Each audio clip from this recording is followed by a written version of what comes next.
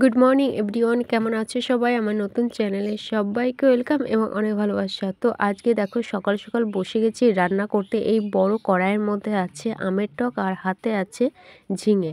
তো ভাবছিলাম ঝিঙেটা রান্না করব আর ওইদিকে আমের চাটনিটা রান্না করলে আমার রান্না কমপ্লিট হয়ে যায়। তো আমাদের তরকারির মধ্যে আর কোনো তরকারি নেই যে সেটা আমি রান্না করব। আর ঝিঙে ছিল 3টে, তো 3-4 জন মানুষের হবেও না।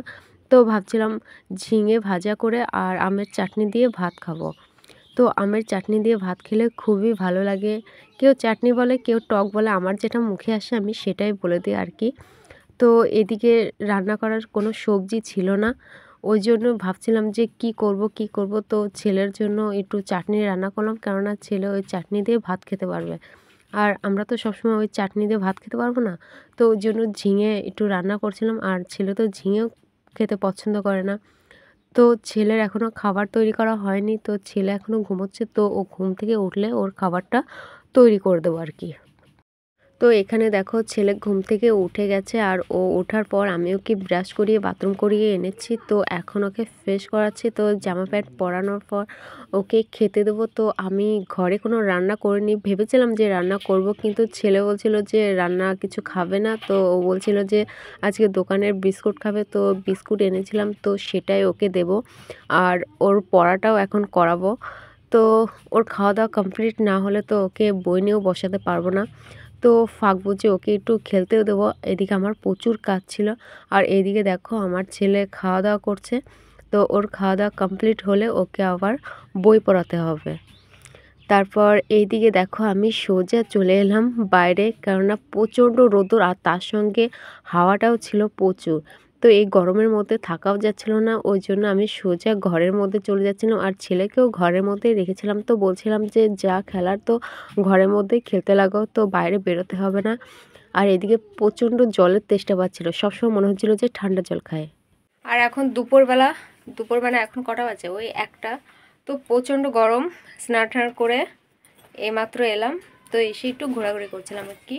তো এখন তো আর কোনো কাজ বাজ করা যাবে না, তো বিকাল টাইমে তো কাজ করতে হবে। তো এই টাইমে সোজা সবাই ঘরে ঢুকে গেছি, আর সঙ্গে বাতাসও আছে, মানে বাইরে যাওয়া যাচ্ছে না। তো জানলা দরজা খুলে রেখেছি, কেননা থাকা যাচ্ছে না এর মধ্যে। কারেন্টটাও নেই, সব চলে গেছে। দেখেছো আমার অবস্থা দেখে? আর ওইদিকে আমার ছেলে কান্নাকাটি করছে। তো ওইদিকে আবার খাবার খাবে। আর আমাদের রান্না হয়েছে কি ওটা, আমের চাটনি আর ঝিঙে ঝিঙে ভাজা, আর কিচ্ছু না। এটাই শুকনো খাবার। তো ছেলে তো খেতে চাচ্ছে না, ওইগুলো খায় না। তো ও এখন খাবে জুস, ওই জন্য কান্নাকাটি করছে। তো দোকান পাশের এখন বন্ধ, তো কী করে নিয়ে আসবো, ওই জন্য রেখে দিয়েছি। তো ভিডিও ঠিকঠাক করে করতে পারছি না ওর জন্য।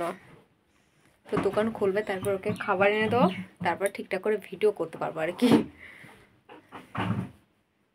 তো চলো, তোমাদের সঙ্গে আবার পরে দেখা হচ্ছে। তো এদিকে আমি চলে এলাম বিছানাটা গোছাতে, কেননা সারা দুপুর অবধি ঝড়ো বাতাস হয়েছিল। আর যত নোংরা ছিল সব এই বিছানা সারা ঘরে হয়ে গেছিলো। তো আমি ওই বালিগুলো একটু ঝাড় দিচ্ছিলাম, তো হাতের ঝাড়াতে না সেরকম যাচ্ছিল না, তবু একটু বেশ ভালো করেই করছিলাম আর কি।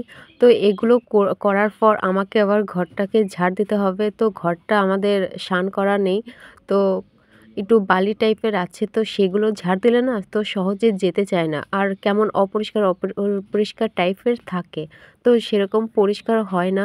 তো এইদিকে আমি সোজা চলে গেলাম জামা কাপড় মিলতে। তো দুপুরে আর করতে পারিনি, তো কিছু জামা কাপড় ছিল সেগুলো বিকাল টাইমে কাছাকাছি করে এগুলো নাড়ছিলাম। তো জানি এগুলো শুকাবে না আর কি, তো শুকাতে শুকাতে কালকে লেগে যাবে। তো এদিকে মায়ের শাড়ি ছিল, তো সেগুলো একটু কাছাকাছি করে নেড়ে দিচ্ছিলাম। আর আমার জামা কাপড় তো বাদ, সেগুলো করিনি আর কি। আর ওইদিকে দেখো ছেলে একটু দাঁড়িয়ে দাঁড়িয়ে জুস খাচ্ছিল। তো ছেলে একটু জ্বালাতনও করছিল। তো দুপুর টাইমে না ও প্রচণ্ড রোদ্দুর ছাড়ে, তারপর গরম, তারপর ঝড়ো বাতাস, ওর মধ্যে ভিডিও টিডিও করতে পারে না। তারপর ধরার কেউ নেই, কিন্তু কে করে দেবে, ওর একা একা সম্ভবও হয় না। তো ভাবছিলাম যে বিকাল টাইমে সব কাজ মাজ সেরে ছেলেকে একটু বই পড়াবো, তো ছেলে কিছুতেই শুনছিল না। তো এদিকে আমি থালা বাসন নিয়ে বসে পড়েছি, আর থালা বাসন বেশি ছিল না, অল্প কটা ছিল। আর এদিকে আমাদের কলের জল ছিল না, তো জল টেনে এনে তারপর থালা বাসন ধুতে হচ্ছিল। আর ছেলেকে ভেবেছিলাম যে বই পড়াবো, তো ছেলে একটু বসেছিল আর ঘুম ঘুম পাচ্ছিল। তো আমি ভাবলাম তো এখন ঘুমোতে হবে না, তো এখন খেলা করতে লাগো। আর এখন ঘুমোলে না রাত্রে ঘুমোতে চায় না, প্রচণ্ড জ্বালাতন করে। তো পাশে ছেলে দেখো সাইকেল নিয়ে খেলা করছিল, আর এইদিকে আমি আমার কাজগুলো সেরে নিচ্ছিলাম।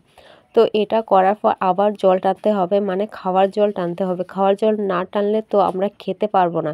আর একেতেও আমাদের কলের জল আসে না, আর যদিও বা আসে সেগুলো ভালো জল না, নোংরা জল, সেগুলো খাওয়া অসম্ভব ব্যাপার। তো সেগুলো ধোয়া মাজা এইসব করাতে ঠিকঠাক আছে। তো এখনও উঠোন ফুঠোন পড়ে আছে, সেগুলোও এখন পরিষ্কার করতে হবে। তো একটু তাড়াহুড়োও করছিলাম আমি। তো এখন বাজে রাত 8টা, আর এদিকে দেখো আমি চলে এসেছি ঘরে। তো এখন ঘুমিয়ে পড়বো, কেননা আমাদের আজকে রান্না নেই, আজকে না খেয়ে থাকা।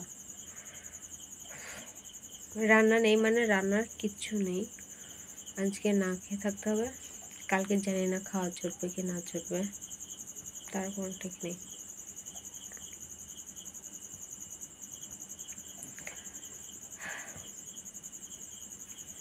ওই জন্য জল খেয়ে ঘুমিয়ে পড়বো আর কি, ভালো লাগছে না। তো ছেলেও না খেয়ে ঘুমিয়ে পড়ছে, এবার আমিও পড়বো, আর ভালো লাগছে না। তো যাই হোক, তো আজকের মতন এই পর্যন্তই থাক। তোমাদের সঙ্গে আবার দেখা হচ্ছে নতুন একটি ভিডিও নিয়ে। ততক্ষণ তোমরা ভালো থাকবে, সুস্থ থাকবে এবং সাবধানে থাকবে। আর আমার ভিডিও যদি ভালো লেগে থাকে তো অবশ্যই লাইক, কমেন্ট, শেয়ার এবং সাবস্ক্রাইব করতে একেবারে ভুলবে না। তো চলো।